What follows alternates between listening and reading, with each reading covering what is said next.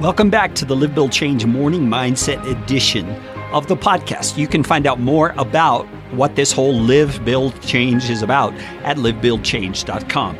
You know, in the last handful of episodes, we've been talking about the Proverbs in general and how they represent the approach that Solomon took to wisdom and how we apply wisdom in practical ways in daily living.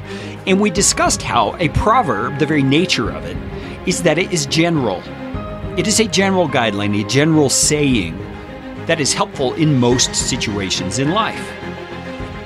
And by saying most, we have to realize there's an inference there that it's not always applicable. A given proverb, in essence, is not always applicable to every situation in life.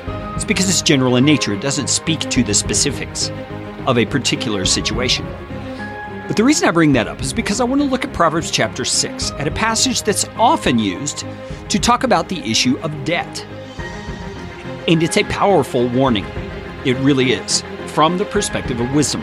Let me read it to you. It's Proverbs 6, verses 1 through 5. And you'll hear people like Dave Ramsey talking about this quite often.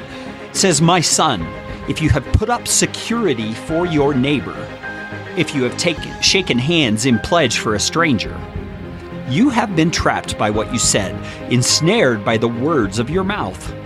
So do this, my son, to free yourself, since you've fallen into your neighbor's hands. Go to the point of exhaustion and give your neighbor no rest. Allow no sleep to your eyes, no slumber to your eyelids. Free yourself like a gazelle from the hand of the hunter, like a bird from the snare of the fowler." Now that passage is speaking about co-signing, so to speak, in our modern vernacular. It's saying, along with someone who's seeking to go into debt, I will pledge that I will cover this debt if this other person who's signing for the debt cannot. It really is about co-signing. It is saying when you do that, you have been trapped by what you said. In other words, the agreement has bound you to be a person of your word, a person of integrity, to cover the debt of someone else.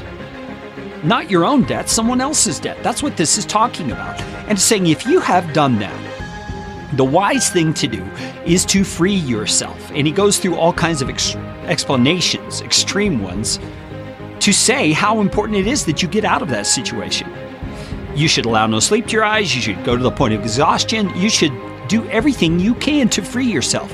An example he gives is like a gazelle that's running from the hand of the hunter, or like a bird that's trying to get away from the snare of a fowler, a bird hunter. That's how you're to be when it comes to this kind of co-signing. And I can't tell you how vitally important this is. So often we take a cavalier attitude to debt and to co-signing for various people, especially if it's someone in our near relations, in our family. We would say, oh yeah, I'll co-sign for you, no problem. But the problem is this. You are essentially signing your integrity over to a future you cannot control. I mean, yes, you may have the ability today to cover that monthly payment if the other person couldn't for some reason. But do you know that ability is going to be carried on throughout the future? You really don't. And the same thing could be said for actual debt of your own. We have to be very careful when it comes to debt. I don't think the Bible ever says you should never take on debt. But it does say you have to be very careful, very wise about it. Because like this passage teaches, it can ensnare you, it can trap you.